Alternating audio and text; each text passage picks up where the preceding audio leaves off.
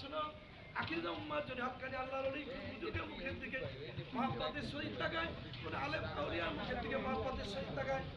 সেজন্য আমি প্রিয় নবী মুহাম্মদ সাল্লাল্লাহু আলাইহি ওয়াসাল্লাম মুখের দিকে তাকাইলো, তার মুখের দিকে তার সাথে সরাসরি জান্নাতে চলে যাবে।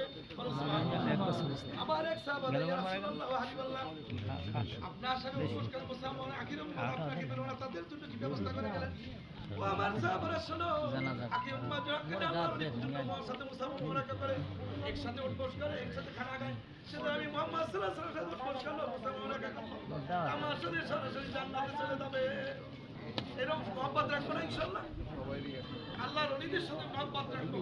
আল্লাহ রাসূল বলে যে ভালোবাসা রাখবে উলামা আসহাবের সাথে, আলেমের সাথে, মুফতি মৌলবীর সাথে, শিক্ষক মহাদের সাথে, পিতামাতার সাথে আপনাদের হক আদায় করবে, কিয়ামতের দিন মুসিবতের দিন আরশের নিচে ছায়া পাবে।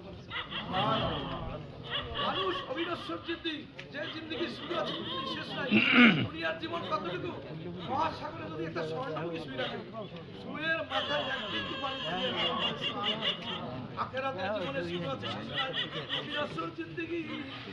এবার আসমান তুমি লৌহ কালাম যদি শস্য দিয়া ভরে দেয়, 1000 বছর পর আসি একটা পাখি দানা নেবে, ফুলে হবে, একদিন শেষ হবে। এই আলমনে যাকে এলাকে শুরু আছে কোনোদিন শেষ হবে না। আমরা এই জন্য চেষ্টা করবো আলেম বানাই যাওয়া। এক ব্যক্তি জিজ্ঞেস করলো, আমি কেমন দাবি হলাম? বলে তুমি যে একটা সন্তান রেখে আসলো, সে কোরআন শিখছে, হাফেজে কোরআন হয়েছে, আলেম হয়েছে, সে আমল করেছে, হজ করছে, উমরা করছে, মসজিদ মাদ্রাসা করছে, ওই আমল তোমার আমলে বিষয় দিতে তোমার আমি জান্নাত দিয়ে দিলাম। এই জন্য আমরা আমল করবো না, কিছু আগে কিছু কাজ রেখে যাবো যেগুলো বান্দার উপকারী। আমার রাসূল বলেছেন ওই ব্যক্তি উত্তম যে কোরআন শেখে, অপরকে শেখায়, ওই ব্যক্তি উত্তম যে মানুষের উপকারী।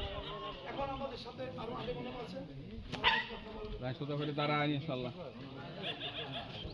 বোধ হয়।